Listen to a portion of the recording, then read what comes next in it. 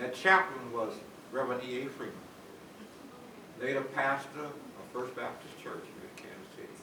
Reverend Freeman used to talk about what a thrill that was. Integration of the armed forces. I had always thought in my mind what happened before I knew. I wonder, have you ever thought why President Truman in 1948 integrated the armed forces? You know, that was a contentious year because he was up for election. Many of you know the story as to what happened when he did this in running for president. And the South was all Democrat. There was Democrat then as there are Republican now. We just see a flip-flop. And nothing has really changed, but we just saw a flip-flop. And he integrated the armed forces in 1948. I often wondered why.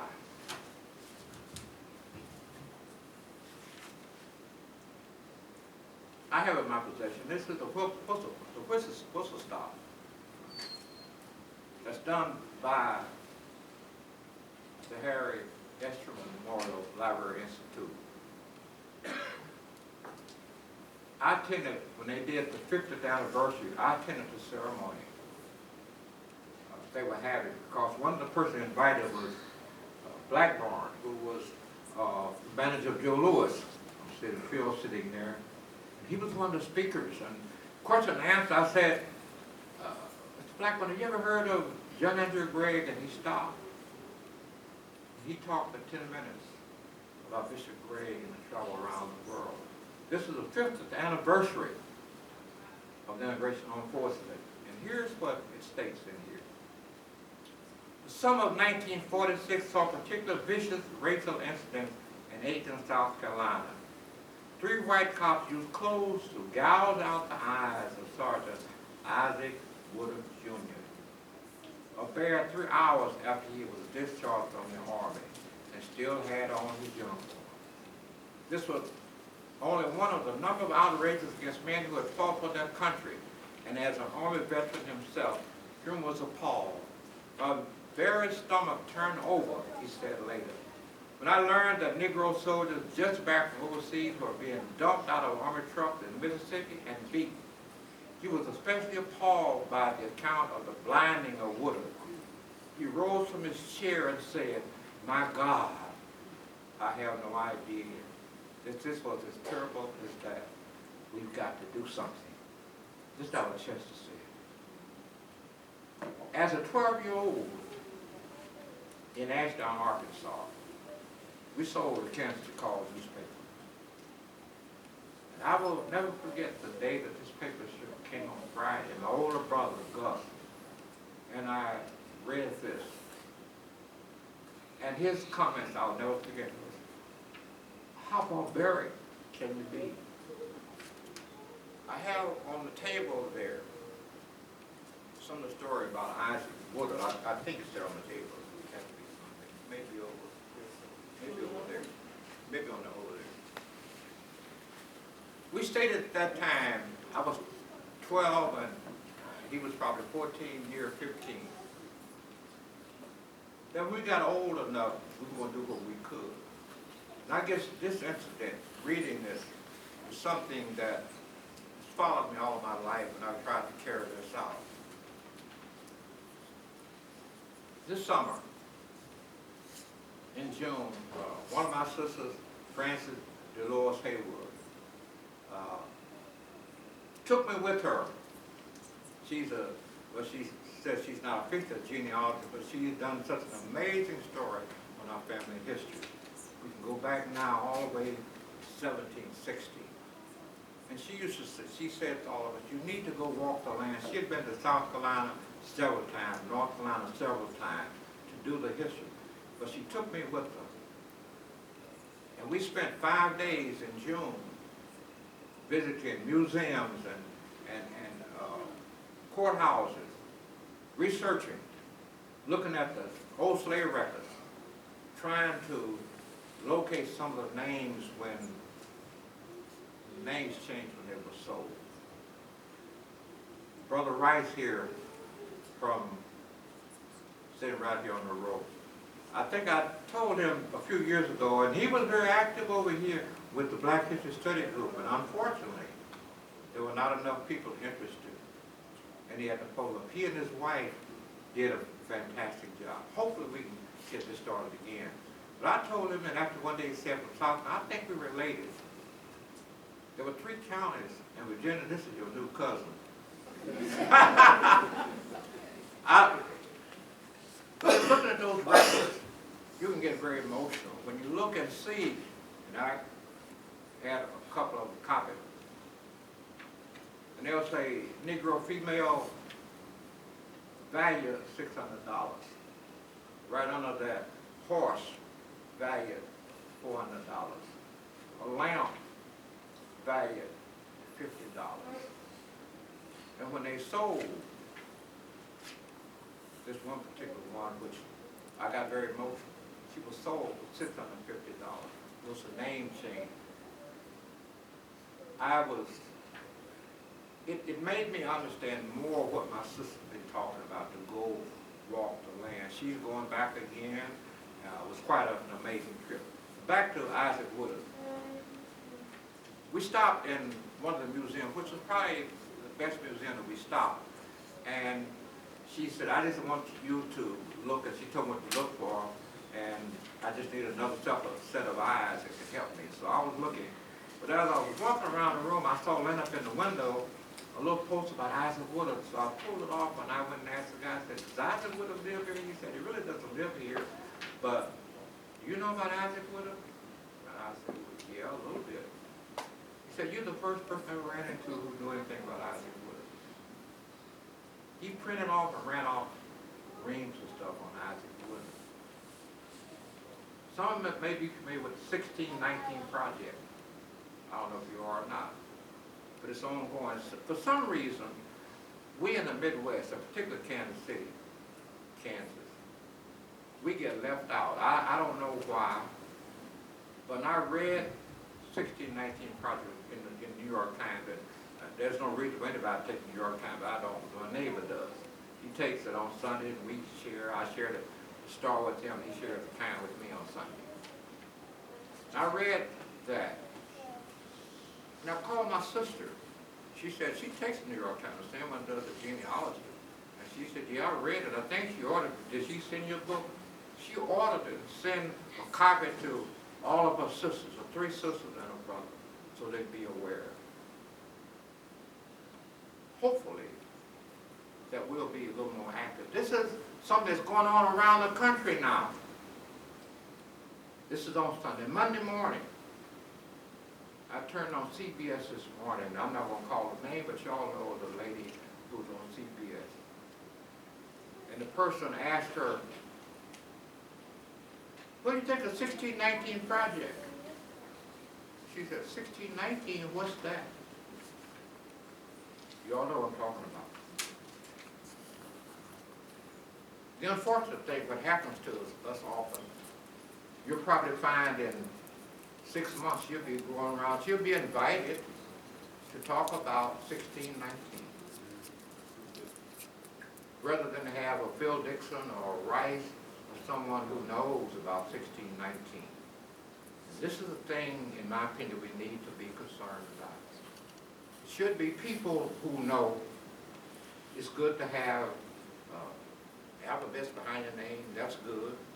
It's also good to have knowledge. I looked at that and said, it wasn't surprising because I hear it all the time. I'm sure Phil hears it all the time. Y'all know Phil Dixon, who was an authority on baseball. You saw baseball that Ken Burns had done, should have been Phil Dixon. He should have done it. He's done lectures here at this library. I hope that I did not bore you. I know how long I've talked. I know my attention span is short. So I appreciate you all listening, and nobody went to sleep. If you had the book that I just dropped, that was my book I was going to throw at you. So I appreciate your attention.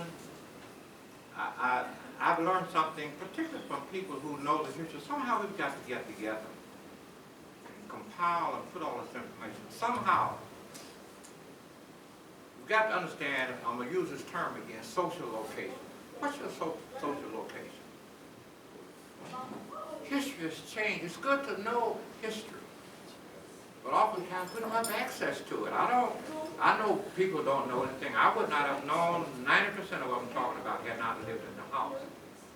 But it is something wrong when you go try to find out about the history. In my opinion now, history should be used as an educational tool. It can be used. I've gone in and out of schools. I've gone into agencies where there are young people, where people said there was no hope. I've gone into the schools, and I know what happens when you say, here, in one school in particular, when my wife was alive, we would do this whenever we were allowed to come in. This person, take Douglas Elementary School, you'll drive out state. You see Cardell D. Biggs' campus? You know what school he went to? We'd have his picture. And they would say, he went to Douglas. We'd have a picture of Delano Lewis, who's the same class as my sister, ambassador, head of NPR, all these people. You know what school he went to? Douglas. What? It literally blows up my head. Place on 3rd Street, Youthville. The people, the time I first went down, had utterly given up on everybody there. And when you say, look what came out of you. Look at John McClendon. Look at America's bandmaster, hopefully the next session will be down, who lived 2 blocks from here. You mean these people lived in this area? It can be used to educate not only the students, but the teachers, the administrators, the presidents of college needs to know because you're stereotyped. It can be used as education. So I'm not saying I'm talking about something that actually works.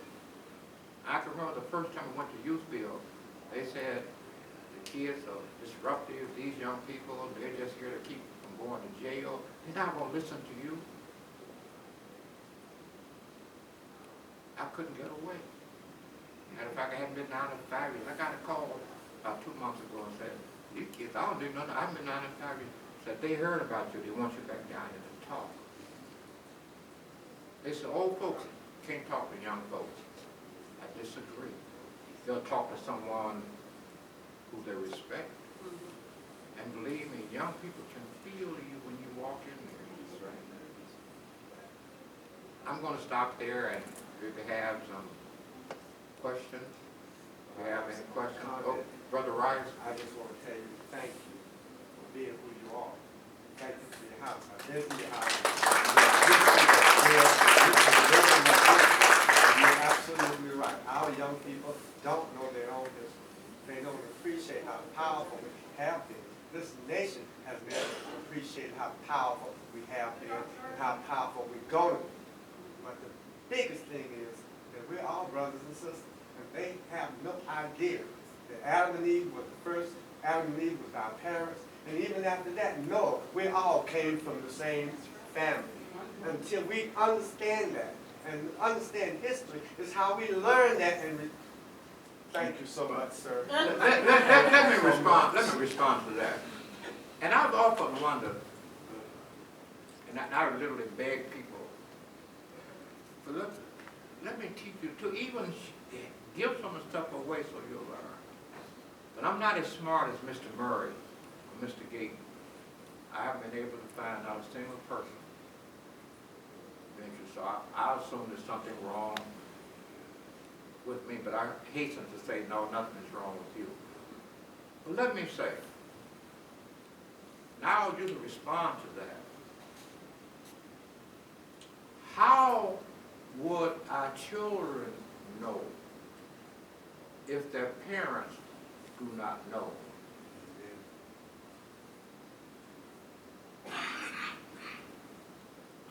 I found that the children probably know as much as the adults. To me, I take almost the opposite role. The children are going to have to learn and teach the adults. I learned this in Sunday school. I taught Sunday school for 35 years, the first in the church.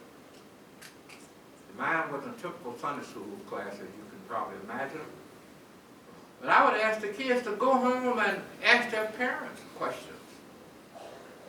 Parents would call and say, "What are you teaching up there?" They didn't know. So I see just the opposite. One thing I find, particularly with the older people, if a young person asks you something and you don't know the answer, say, "I don't know." Because oftentimes they ask you a question, they already know the answer, and they're waiting on you to tell a lie. And too often you fall right in that trap. Okay. So I don't know of many older people who really know Brother Wright. I appreciate you. It was kind of tragedy when we had to stop the program over here on this side. Any other questions?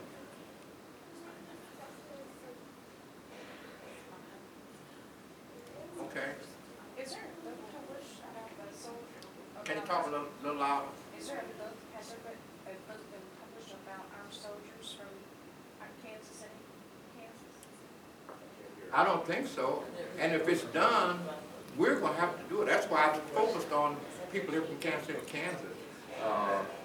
Miss Smith, Felicia Smith, who was also part of the Southern High School band that went to Paris and won all kind of awards in Paris, sitting right back there.